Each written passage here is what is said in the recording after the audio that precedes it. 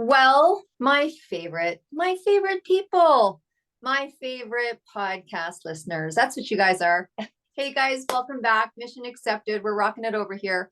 Thank you so much. Mission accepted. What is that about? What is that about? It's about accepting the mission. And I know that you guys come and you have fun and you listen to these incredible stories and you get inspired. And I just want to thank you so much for sharing. Thanks for commenting.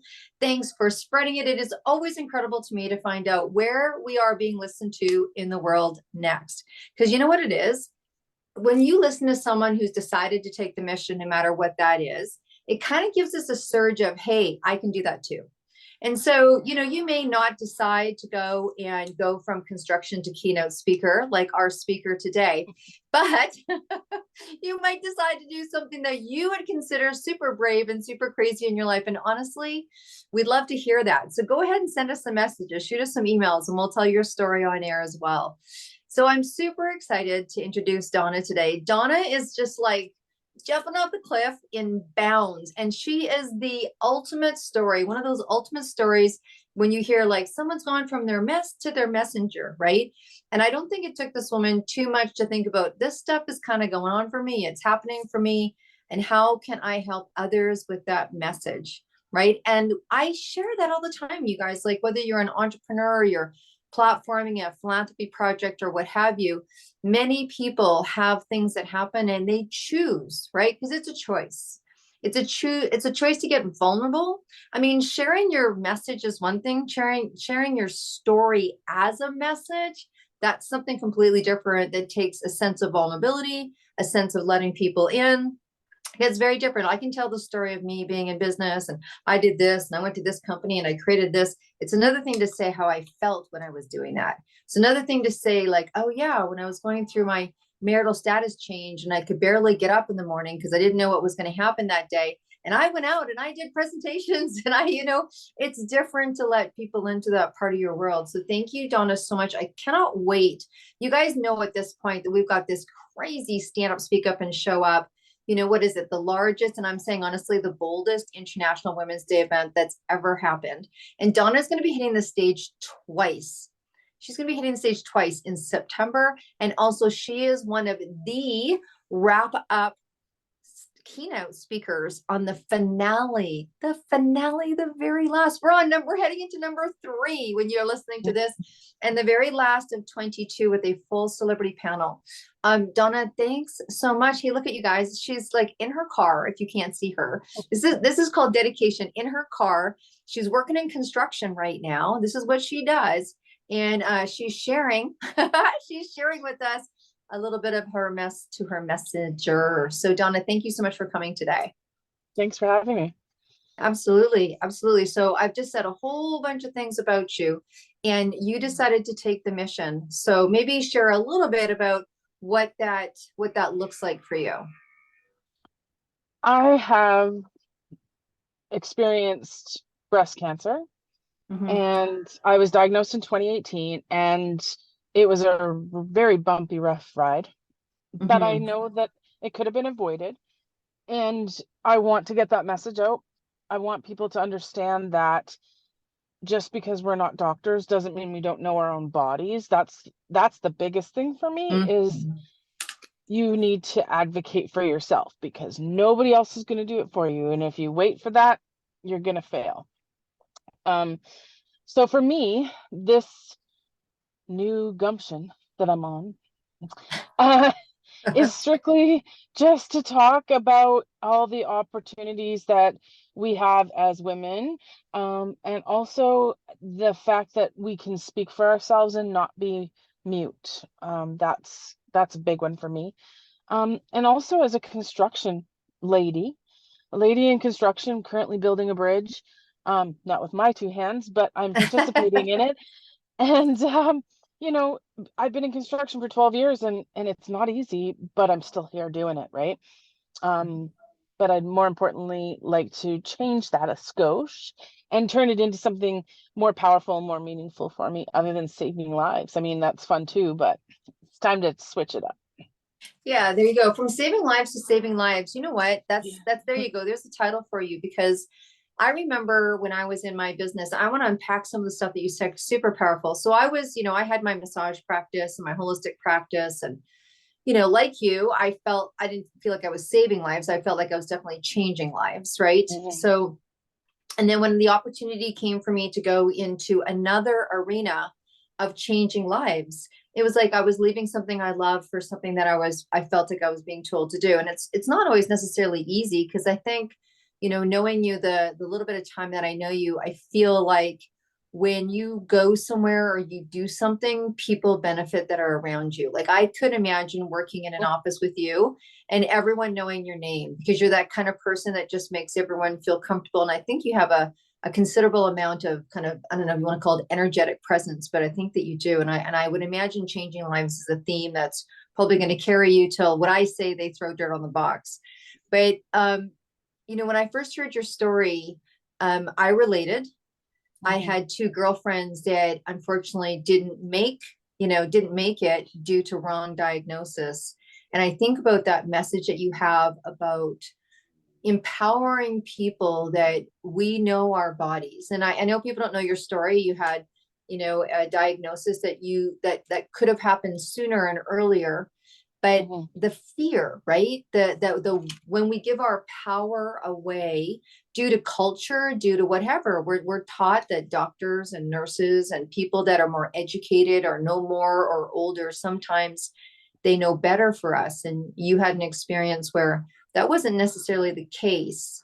And it Mhm. is scary to sit in a doctor's office and go, you know what, I think you're wrong. Mhm. Or I think I'm right. May not even be that you're wrong. It's just that I think that I'm right. What was that like for you? For me, I felt that powerless. Like when you're first getting the diagnosis, I was angry because the lump was there a year before and it was misdiagnosed. I was told it was regular breast tissue. And in your brain, and I was a workaholic working 6 days a week, 12-hour days. I was just like, great, normal breast tissue. Let's just keep on trucking. But then all of a sudden, like that lump is bigger and bigger. And you just ignore it because it's normal breast tissue. But that's my mistake that I made, and that's the message that I want to get out there is the psychological drama that comes with that.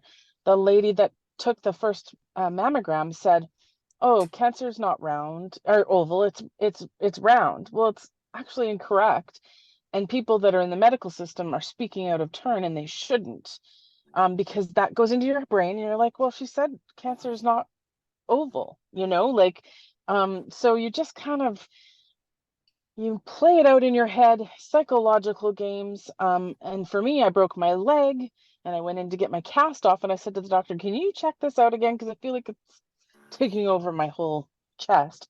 And he instantly panicked and we were running to the cancer center and to all the things, to all the testings. And I feel like that was a whirlwind.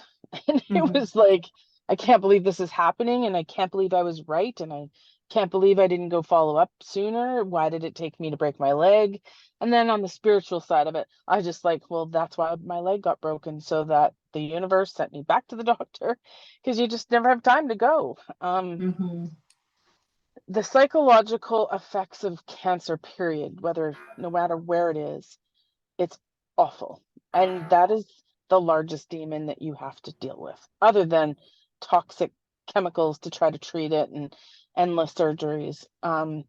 And I'm fortunate to have really good support at the Cancer Center for mental health, but a lot of women are too afraid to do that. And a lot of people, right? They're too Mhm. embarrassed and they don't feel like they should. And I have to scream out loud and say, get the help you need to get through this, because it's not easy. You can't do it by yourself. And that a lot of people are just too timid. They just don't proceed. Yeah. No, that's true. And because again, I think it depends on the culture that you're from, the environment that you're from, but by nature, when it comes to things like health, because we're not doctors, we haven't studied, or in law or legal, when you think of people that get different legal advice and what have you, 100%. we've been taught not to go for a second opinion. We've been Yeah. taught not to question that. And I think that there has been pretty strong movement around listen to your body, listen to your body, listen to your body. But let's talk about something that's very, very common. And that is exactly what you said to yourself. You're busy doing life, right? You were Mhm. working. Oh, there you go. First interview that I sneezed in. And we don't I'm glad edit, it was by the one. way. So you're going to That's hear and okay. see that sneeze because we're all about being real here, right? I love No it. I love filters and no edits. So, It's my but lucky we're charm living now. our lives and we're doing our thing. And I think because we don't want that to be like, look at how many people, and not that you're passing over to the other, I was just talking to a lawyer this morning about doing a will, and it's shocking how many people don't have one because we Yeah. don't want to think about it. Like we don't want to Mhm. think about those things. And so I think it's even harder. I think it's even harder to go and really find out things that we really don't want to know. And then life 100%. is so full. It's like, do we stop and question that? Go to another doctor, da da da da da. They said it's okay. I want to be okay. But But you ended up with, but as a like something's foreign. You know that doesn't belong there. So why do we yeah, accept it? That's the question I have. yeah. Sorry, what was your question? No, no, no. I was going to say, I mean, you had a number of surgeries that could have been how many? 18. Yeah. Um, and I have another one scheduled for next week. I think it's getting postponed, but yeah, it's because I chose reconstruction. Had I known it was going to be like this, I wouldn't have done it. But it's one of those things that because the first surgery was the double mastectomy with immediate reconstruction, but it kept failing because when they're scraping, sorry if this is too No, no, much no. It's info. no, we're all adults here. When they're doing the mastectomy, cancer cells can't be seen. All of them. Obviously, they see tumors and whatnot. But my cancer had gone all the way to all my lymph nodes. All my lymph nodes had to be removed on this side, and so the oncologist kept scraping and making sure it was clean. However, she took all the blood supply away, so the skin wouldn't heal. So it just kept busting open and busting open. They'd take an implant out and then they'd let the skin heal, because I couldn't have radiation unless Mm. I was healed. I couldn't have any open wounds. And it just literally kept going on and on. And I had all these surgeries trying to get this one to catch up, And so Yeah. um, I've had surgeries where I was like, don't even bother putting me out. Just let's go. Like, because I, you get tired of being put out. And if Yeah. the numbness is there, and it sounds crazy, but you get so numb to it all after all of the surgeries, and it keeps going, and people are saying, well, why don't you just get them both off? Yeah. But then you're at that stage where like, well, I've already done 8, so the next one's got to work, right? And it just didn't work out that way. Yeah. So I'm a believer and I'm a positive person, and I just like to think that all of my positivity got me through it. But Yeah. yeah, most people don't have to do so many. I also had a hysterectomy in there. It wasn't all reconstruction, but it's a challenge. And I think I would advise people to really think about it before they decide to go with reconstruction. Right. So when we talk about people have stories that kind of go from their mess to their messenger, right? Mess to their message. I think that all of us have something like that, Hmm. but you obviously yours is quite I would say prominent would be the word that I would use. It's quite considerable. It's quite a not an extreme case, but we don't commonly hear about 18, surgeries Yeah. around this particular issue. So when you think about, let's just kind of flip it and think about when you started to have that conversation with yourself, because what we talk about here a lot is about taking your mission forward, whatever that looks like Mhm. to you, whether it's a private mission journey, whether it's you're standing on stage. And I mean, that's quite a, from construction to stage, that's quite a Mhm. different platform, right? And so what did you go through personally? I mean, we met, we're having this conversation, you've made this Mhm. decision. I mean, whenever you go on stage, there's a book to follow for sure. There's that Mhm. kind of thing. And one stage leads to another stage. And we know that when you speak, people get different things of it. Like someone might be so inspired from what you do, they go start an ice cream store. I mean, we don't know what flips in people's minds about, That's the some people thing. might hear it and go, we only have a certain amount of time, do your dream. Some else might hear it and say, I need to stand up and speak up in my relationships. Someone might hear it and go, I need to start taking responsibility for my own health and not rely. Like everyone's going to take their different piece away. But what made you decide, and what did you go through in making that decision to go, I'm actually going to share my story publicly on a stage? Well, because I've been a DJ, I'm not afraid of that, which is great. It's Right an on. asset. But for me, I don't want women or anybody, men and women, to go through what I went through.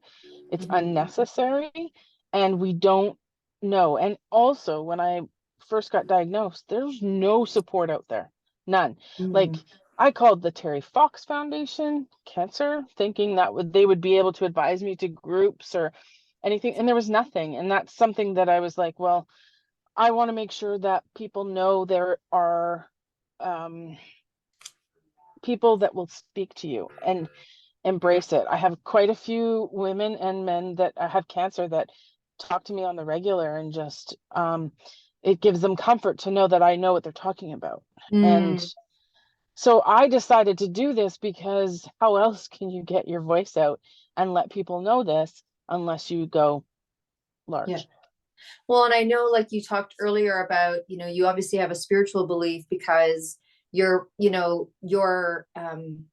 don't know if I want to say perception, because I'm with you on it, is that your leg got broke and all of a sudden you're there, you need to get your leg fixed. Like those kind of things don't happen, right? And then it was just, happenstance or circumstance, if you believe in happenstance or circumstance or serendipity or what have you. And here you are, and this experience that you had of not being able to find support and wanting to get it out there could be very different to someone else's experience, but yet there's people that need to hear what you have to say. And putting it on a grand scale like that, I mean, it's the fuel that's getting you to do that. I mean, I know that even for myself, and I've stood in front of 20,000 people. I mean, I wanted to throw up before I went on that stage, right? I mean, let's get friggin' real. So, I was like, oh my, it was tough, right? You go and lights, camera, action, and we're nervous, but it sounds like to me that you've been able to get over what that looks like. And I mean, we get there when we get there, because of just this deep personal desire to get the word out.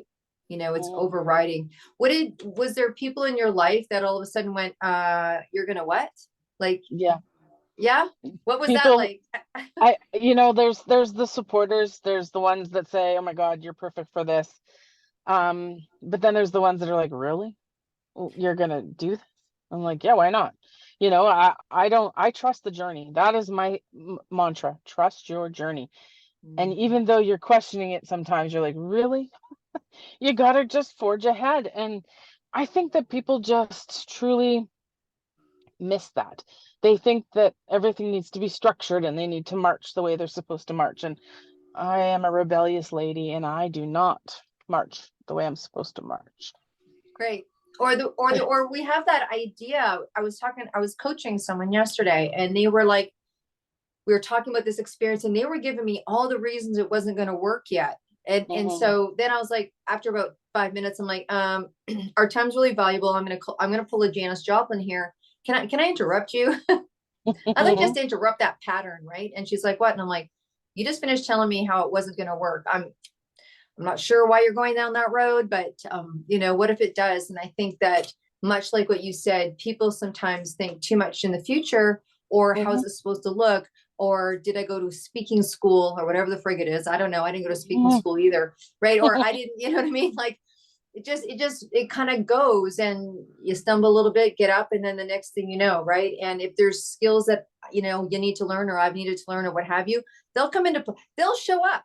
If you need to learn something, it will show up, and then you can go learn it. But when you can focus on something that you want to do, you can do anything. That's the reality. Yeah. Yeah, absolutely. And the surprise that life can bring sometimes, hey, like the surprises that life can bring. So next thing you know, you're going to be standing, speaking, talking, writing, or painting, or, having t-shirts made, or, running it's all very interesting. So I heard you talk a lot about, you didn't say it, but I hear you talk a lot about faith in the journey, Mhm, finding a place. So mhm, you may have felt alone, but you were determined not to be alone. Really, mhm. you kept looking for that. um that must have been a little disheartening to know that there wasn't anything out there that was being able And to support. it wasn't just that, because I mean, on a personal note, well, it's all personal, but my partner left. He couldn't watch me get sick and Mm. moved to another province and was like, "That's it, I'm out of here." Shocked is all I could say. But then I was like, "See ya. Like, if you can't handle this, I have no choice, but I have to." And then a lot of friends, believe it or not, kicked Mhm. away. So then these are people that are very huge in your life, and then all of a sudden they're like, "I can't watch this." What do you mean you can't watch this? I'm the one that has to do this, you know? So it wasn't just there was no resources out there. The cancer center has some, but it's not what I imagined it would be. So perhaps I let myself down. But I want to create that environment, even especially since COVID, having it virtual like this on a Zoom meeting or whatever, to be Mhm. reached out to, and somebody said, "I just need to vent to you because you get the terminology." And that's Mhm. primarily what I get right now, is people just Mhm. going, "Oh my gosh, this is happening," and then I can respond in a compassionate way, I suppose. Yeah. No. I think it's really important to, um, we all need to be heard, right? And when you know that someone knows, it's like, why do we talk to someone that's had the same experience, or has had the same trauma, or even had the same job, and you're going to go into that industry, and you go and you talk to someone who's had that same job. There's something Mhm, very been listened to and heard. And you're not the first person that I've heard. I've had that experience, but in a different arena. Is that sometimes when hits the fan, right? When mhm. when things get tough, some people just they can't handle it. And how did you unpack that? Or um, are those relationships still intact, or did it change? Like, I guess Everything there's just changed. yeah, there's just Everything people that changed. can't, right? And even my parents, their life was busy. My life was busy. We didn't connect often. And so I really didn't expect them, and they live in Victoria. Yeah. Um, I didn't expect their involvement. They were here for every chemo because you couldn't drive yourself. They would come over, they would take me. So some relationships did change for the better and some for not so good. But on the same token, that's trusting the journey. Okay, they're not supposed to be there, and they are. Mm. Like, you just have to let go of the control. And that was the biggest part for me, was letting go of the control, because once you get sick, there is no control. You Mm. you can't. I mean, you could choose, I guess, but I chose life. And there's two avenues. You can lay there, cry about it, be miserable, let go, or you could fight. And I'm not saying that everybody isn't fighting in their own way, but Mhm. for me, I was determined to beat all the odds. And Mhm.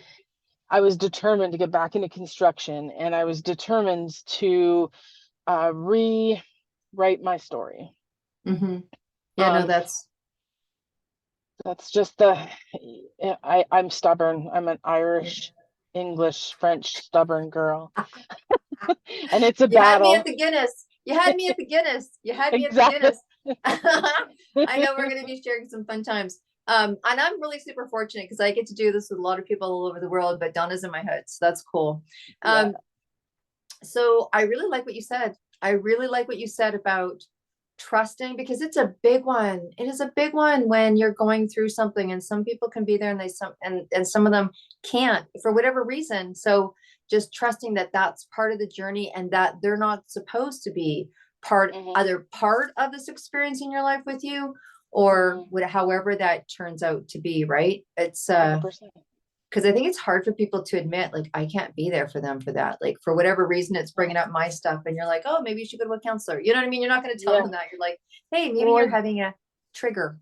and that's just it, because cancer touches everybody, right? Mhm. And so I understand that, or they got too much in their lives and they can't fully commit to me, or a lot of people would say, I'm going to come and make you breakfast. Well, great, but then they don't show up because they're scared, Yeah, so yeah, it's yeah, yeah, just, yeah, and instead of getting angry about it, I was just like, "Meh," you know that's yeah, that's it, it's just the way it goes, right?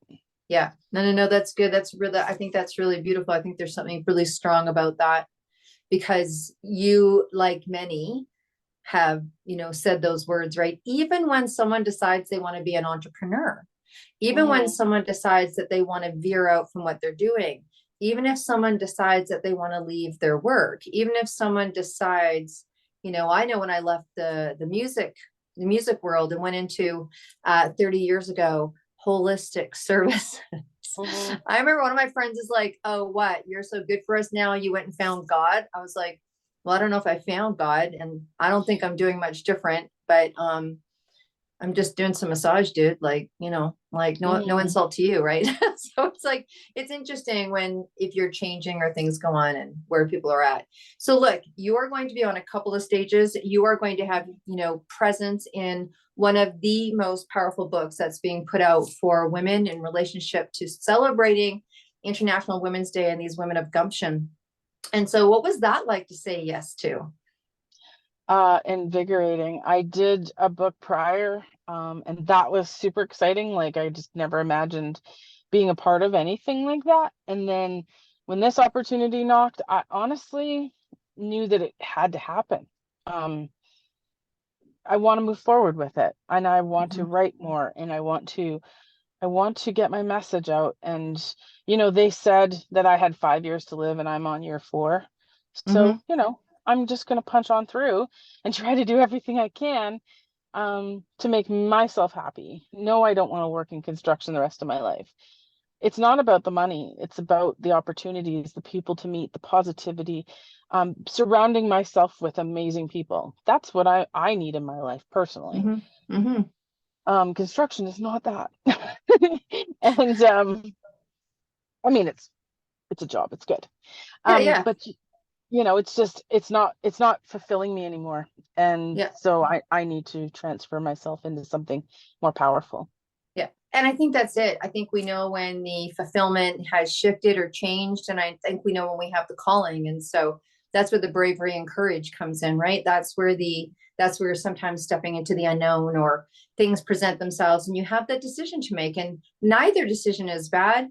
Just one decision is probably more spiritually fulfilling. And here's the interesting Mhm. thing. If you don't take that, by chance it comes around again, you will have an opportunity, but good on you. And we need to hear more of people's inspiration. And I think the one thing I'd like to say is that sometimes people dismiss their story as powerful. Sometimes they Mhm. think, yeah, but that happens to other people too. Sometimes they think, well, what is it about my story that makes it different than that person's story? And it's like everything, Yep. everything, everything.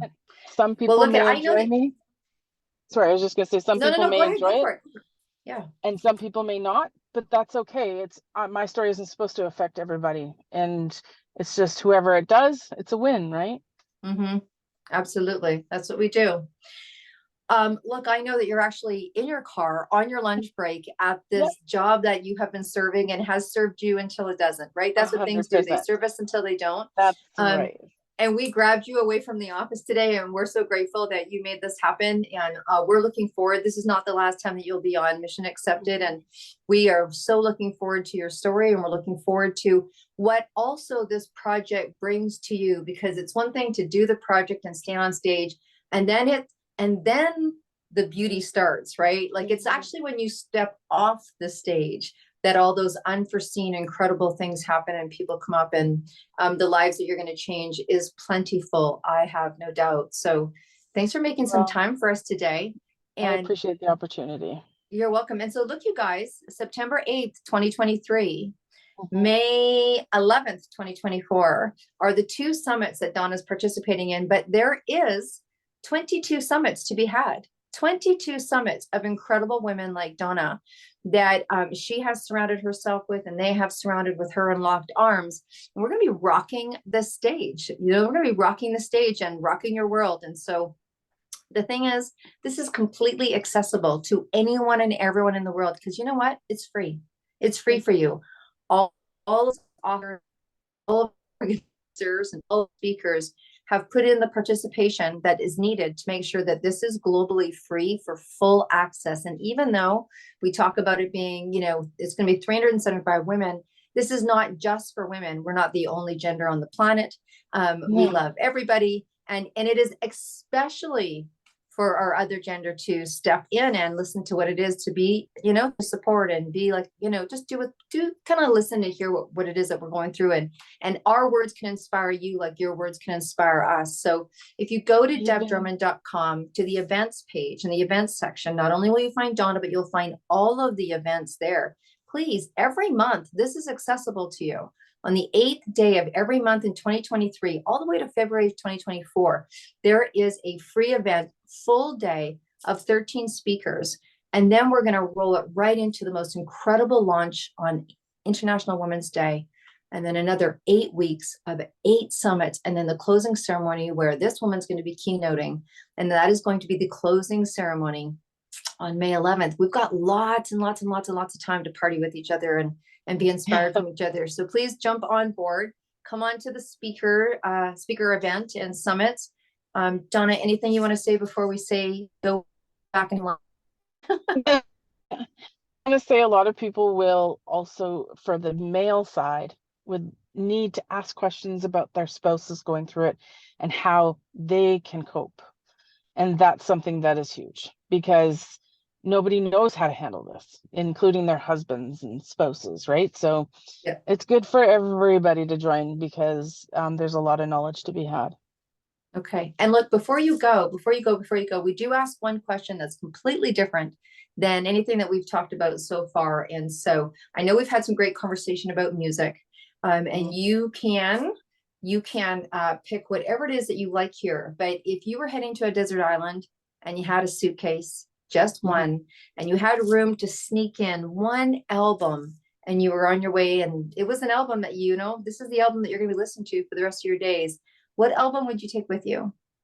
Trooper, here for a good time, not a long time. Tommy Stewart, to the house. I got a story about him. You guys ever know Trooper? Trooper is an incredible Canadian band. I'm sure you know about Trooper, but yeah, you know what? I'm going to tell you something. When I was cocktail waitressing, I was like, I'm supposed to get a real job. So, we're just making so much money because it's the 80s and we're all like, who cares? Yeah. What was our bills? And no kids, right? So Trooper used to play every weekend at the club that I worked at. And anyways, long story short, I decided I was going to go be a personal trainer, and I was going to do aerobics because, aerobics had hit the scene, and I was specifically going to do aerobics for kids. And I had to put I had to put music together to my aerobics. Aerobics for kids. Here's where my head's at. I used Trooper. I was like, PTO. They're like, not quite what we were thinking. Anyways, I went and got certified, and I never ended up doing it. I just stayed at the club. So much for my attempt to be normal. But that's the thing, is our journeys, like when my first journey was a psychologist, and I went so far in university, and then as soon as I did my practicum, I'm like, I don't want to do this. So we have, again, trust the journey, but it's when I was DJing, that was my last song on every night was We're Here for a Good Time.